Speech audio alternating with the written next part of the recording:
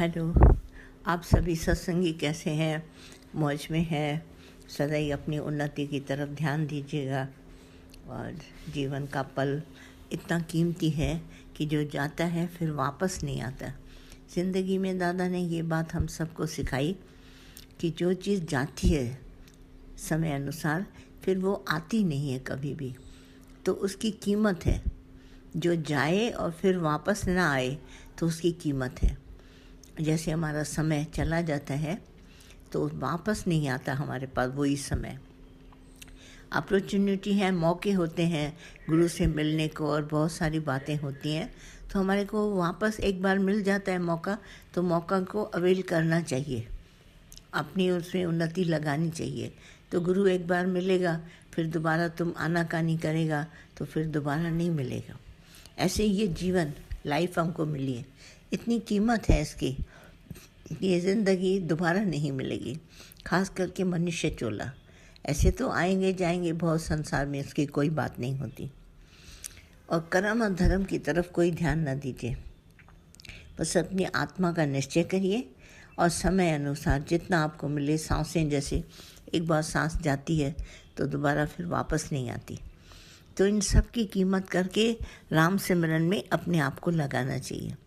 दादा उठते बैठते कहते थे बस भगवान का ध्यान, ओम जपो, हरि ओम कहो, राम राम कहो, जिधर भी है सब तरफ से ध्यान निकाल के आत्मा में रखते थे।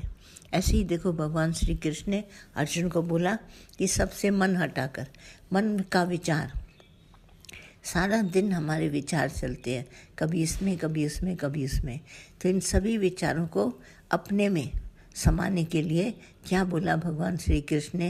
बोला हे अर्जुन, सबसे मन निकालो। और फिर ऐसा भी कहा सर्वधर्मान कर्मान, कर्म भी बोला है, सर्वधर्म कर्म सब छोड़ के। हम लोग सारा दिन कर्मों की तरफ ध्यान देते हैं तो हमारा जीवन नहीं बनेगा। अच्छा कर्म बुरा कर्म हमेशा कहते रहते हैं, तो इसके लिए दादा ने बोला और भगवान श्री कृष्ण ने बोला कि सर्वधर्मान कर्मान परित्यज्य, उसको एकदम छोड़ो और माम एकम शरणम व्रज, मुझ आत्मा की शरण ले लो। तो आप देखो कीमत है ब्रह्म स्वरूप आत्मा, सदैव सच्चिदानंद स्वरूप दादा बोलते थे और आत्मा का ही ध्यान कराते थे और कुछ भी नहीं करते थे। सारा दिन सिमरन और मनन चलता रहता था, मन को मनाते थे बार बार, नहीं भगवान है, फिर बोलते थे भगवान है, फिर भूल गया फिर भगवान है, फिर भूल गया फिर भगवान है। ऐसे करते करते दादा ने हम सब का जीवन ऐसा रसमय बना दिया जो हमको कभी महसूस ही नहीं हुआ कि जीवन की कड़वाहट क्या होती है। और आज भी हम सबको इतना उम्मीद से देखिए, सब हमारे सत्संगी आप सभी को मदद करते हैं इस बात में, भगवान और आत्मा की तरफ। तो इसको अच्छी तरह से अंदर में जानो, जानकर उत्तमता में बैठ जाओ। उत्तमता में ऐसे बैठो जैसे कभी तुम्हारे को कुछ हुआ ही नहीं। अपनी देह की कीमत करो, ये दोबारा नहीं मिलने की। मनुष्य चूल्हा सबसे उत्तम है। सारी दुनिया देखिए, इसमें कुछ भी हमको समझ नहीं, जैसे भोग दुनिया है, और ये जो दुनिया है वो सबसे उत्तम है। तो इसकी तरफ कीमत दो, इसको कीमती बनाओ, एक एक पल इसका कीमती बनाओ। बाकी जो शरीर के लिए नेसेसरी चीज़ें हैं जैसे खाना पीना, रोटी कपड़ा मकान, ये सब आपको भगवान देगा, और अच्छी तरह से इसको भी संभालिए जैसे कभी आपको मन का विक्षेप किसी तरह से ना हो। और इस बातों में जब भी विक्षेप होता है, शरीर को लगाओ राम सिमरन में, और जो कर्म है इसके द्वारा सतो रजो तमो हमको शरीर में दिया है, उन कर्मों से कर्म करो जो भी तुमको मिलते हैं। नित्य नैतिक जो भी हमारी रिस्पॉन्सिबिलिटी हमको देह पर दी गई हैं, कर्म दिए हैं, वो हम सबको निभाने हैं। और अपनी कमाई, अपना ये अपनी पूंजी सब अपने पास रख के, ये सब इसके लिए कोई मना नहीं है। रिश्तेदार हैं, इधर हैं, घूमना फिरना, नौकरी चाकरी सब तुम्हारे को है, पर मन को ऐसा उत्तम बनाओ और संकल्प करो मन से कि हमको भगवान का सिमरन करना है। जहाँ भी बैठो हर वस्तु पर भगवान भगवान की याद करो, और उसी याद में तुम सदैव आबाद रहेगा और कभी तुमसे भूलेगा नहीं। जब कभी भी भूले किसी बात में तो फिर ध्यान करना भगवान का। तो कीमती चीज़ों को कभी हाथ से गंवाने नहीं दो, न जाए तो अच्छा है।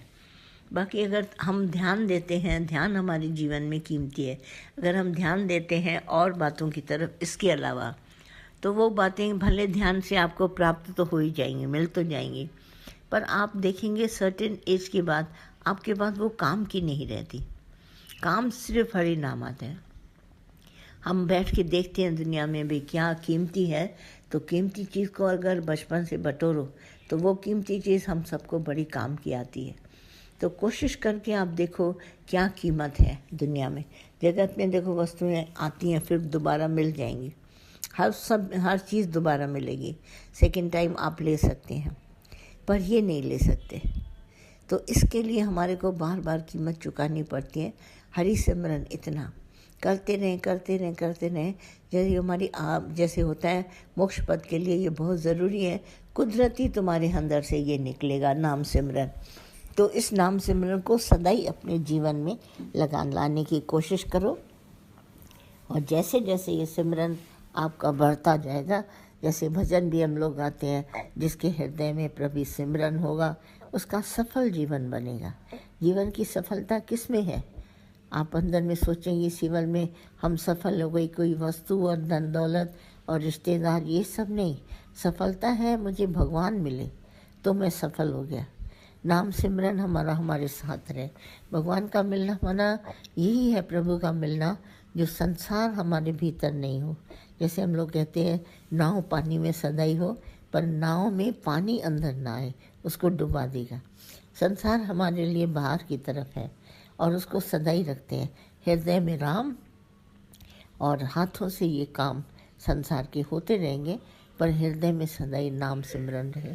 तो इस सिमरन के साथ हम जीते हैं, इसी के साथ चलते हैं, इसी को अंदर में बार बार इसका ध्यान करते हैं। कभी जैसे बीच में टूट भी जाता है तो फिर उसको याद करते हैं। और सदाई साधु संतों सबने कहा कि प्रभु का सिमरन साध के संग होता है, क्योंकि साधु जन जो खुद सिमरन करते हैं उनके साथ बैठ के पढ़ेंगे। जैसे क्लासरूम्स क्यों बने हैं, 60-70 बच्चे एक क्लास में हैं, तो अगर सब बैठ के पढ़ेंगे, एक मास्टर होता है 60 बच्चों को पढ़ाता है, तो एक मास्टर से 60 बच्चे सब साथ में पढ़ते हैं, कापियों में लिखते हैं, एग्ज़ाम में लिखते हैं। इससे ज़्यादा भी होती है, कहीं कहीं तो बहुत रश होती है। सीखने के लिए हमारे को साध संगत चाहिए।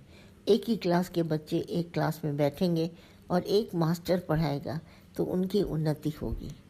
तो ठीक इसी तरह कहीं भी आप जाइए, कोई भी चीज़ आप सीखेंगे तो एक मास्टर होगा, 60 बच्चे होंगे, कभी कम होंगे कभी ज़्यादा होंगे। तो सीखने के लिए हमको साध संगत बहुत ज़रूर चाहिए। कुदरती ये मनुष्य का जो चोला है, ये देखकर अपने आप ही इधर उधर से वो जपता है राम, तो हम वो राम कहता है तो हम भी राम कहते हैं। ऐसे करके दादा ने हम सबको चढ़ाया, और हमको क्या दे के गए जीवन में? सत्संग का दायरा।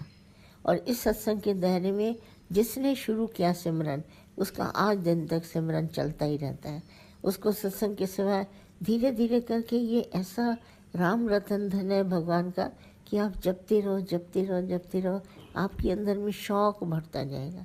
जैसे नहीं बच्चे को माँ ज़बरदस्ती तरह तरह का भोजन खिलाती है तो खाने के लिए उसका शौक हो जाता है। फिर जैसे जैसे इसका टेस्ट डेवलप होता है तो उस चीज़ पर आ जाता है, मम्मी मुझे ये चीज़ चाहिए, मम्मी ये चाहिए। ऐसे ही हृदय में, ये तो जीभ की बात है, रसों में, और फिर कभी कभी रस हम अटक भी जाते हैं रसों में, और ये हृदय का रस है। देखो कैसा जीने के लिए दादा ने हमको ये रस दिया, और इसी रस से आज दिन तक हम सभी जीते हैं। हमको सत्संग का दायरा दे दिया। जैसे खाना खाने के लिए बाहर की होटलें हैं, कपड़े पहनने के लिए आपके देखिए कितने ब्यूटी पार्लर और ये सब डिज़ाइनर सब हैं। ऐसे ही मन को हैबिट डालने के लिए, मन को अंदर में हरि सिमरन कराने के लिए हम सबको सत्संग दे दिया। वहाँ देखिए और इंद्रियों की कोई बातें नहीं है, न आँख देखेगी, न कान सुनेगा, और न मुख बोलेगा, न हाथों का स्पर्श, कुछ भी बात नहीं। साथ संगत में केवल हमारा खड़ा होता है मेरा मन, और वो इतना हमारे को उत्तम करता है, हमको ध्यान जगाता है। वहाँ रस जगते हैं जीभ से खाने में, होटल में और इधर उधर जाने से। यहाँ हृदय में नाम सिमरन का रस जगता है। मन बार बार आप देखते हैं, हमको गीता भगवान कहते थे 4-5 बजे का टाइम होगा तुम्हारा सत्संग का, तुम्हारे पैर खुद ब खुद चलेंगे। और हमेशा देखते थे हम, ऐसे अंदर में घर में बैठे हो, कहीं और जगह बैठा मन होता है सत्संग का टाइम हो गया, पैरों में पता नहीं क्या होता है, उठ करके पाँव खुद ब खुद चलते हैं। देखने में आता है जैसे फलाना आया फलाना आया, पर ये रस है जो हमारा हृदय में उत्पन्न होता है समय के अनुसार, और समय के हिसाब से पाँव खड़े हो जाते हैं।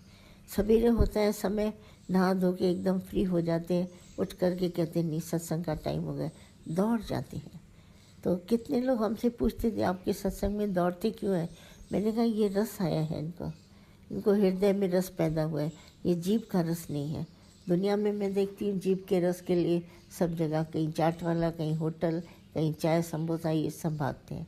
और ये रस ही अनोखा है, इसके अंदर में कुछ इंद्रियाँ वहाँ शांत हो जाती हैं और एकदम बैठ के सब अपनी जगह पर बैठ के ऐसे सिमरन करते हैं, याद अंदर में भगवान को करते हैं। इसके लिए गुरु ज़रूरी है, गुरु भी होना ज़रूरी है। जैसे मास्टर में क्लास में 60 बच्चे तो आए पर मास्टर नहीं आया तो बच्चों का दिल नहीं लगेगा, इधर उधर देखते रहेंगे। मास्टर का आना ज़रूरी है, मास्टर आया तो अपने आप ही पढ़ाई हो जाएगी।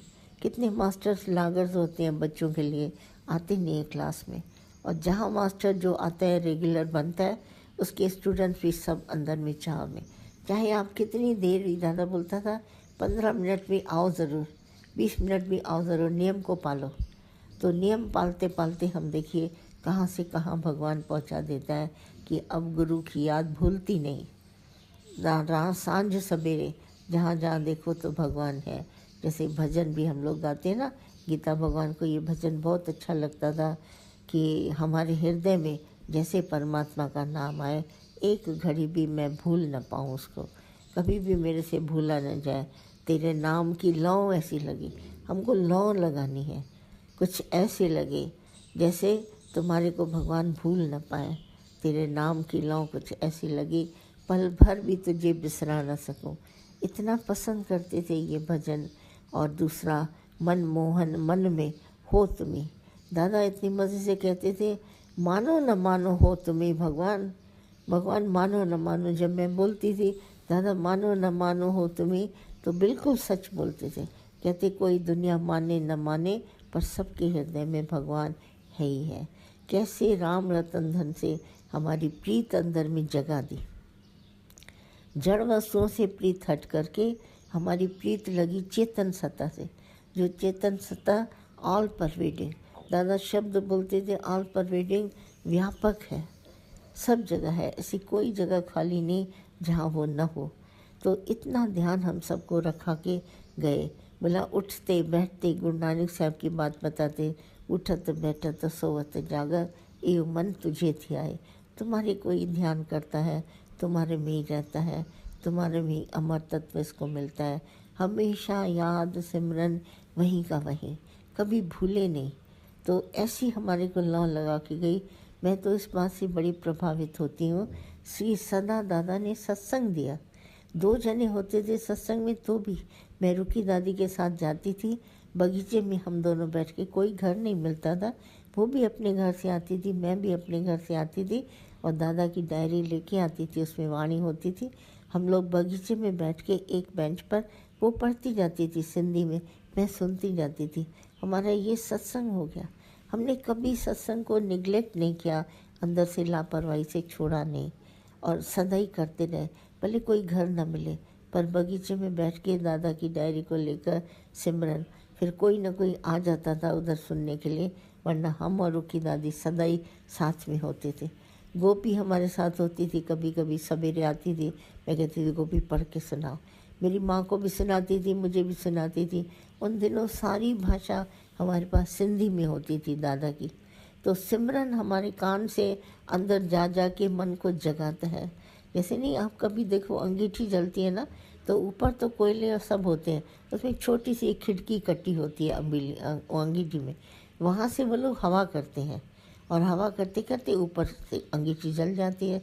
ठीक उसी तरह कान एक ऐसी चीज़ है, उसके आगे ये वाणी भगवान की हवा करती है।